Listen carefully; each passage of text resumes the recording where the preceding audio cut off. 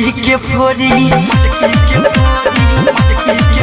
देखो राधा किशन जी के जोड़ी बोला मटकी के फोड़ी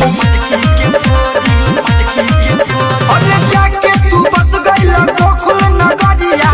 गावे या झुमा देखो थला नगरिया कियो रे माखन के करेली चोरी बोला मटकी के फोड़ी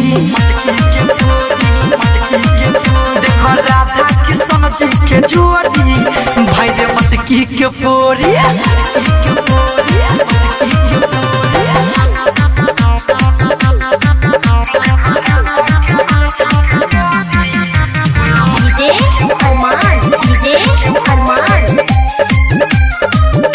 हर साल कर जियो हम पूजा पाठ हो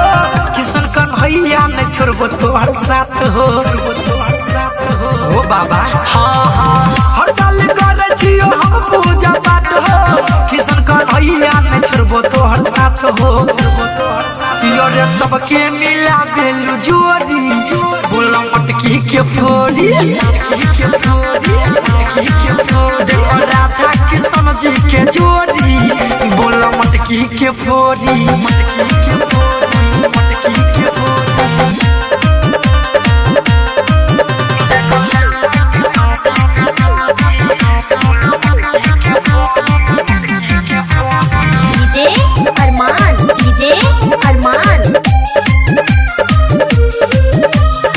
राइडर मुकेश होरिल कर जगोहार हो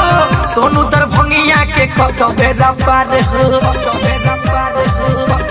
हो बाबा राइडर मुकेश होरिल कर जगोहार हो सोनू दरभंगिया के कत बेरा पार हो करे छो पूजा हाथ जोड़ी बोला मटकी के फोड़ी देखो राधा किशन जी के जोड़ी भाई रे मटकी के फोड़ी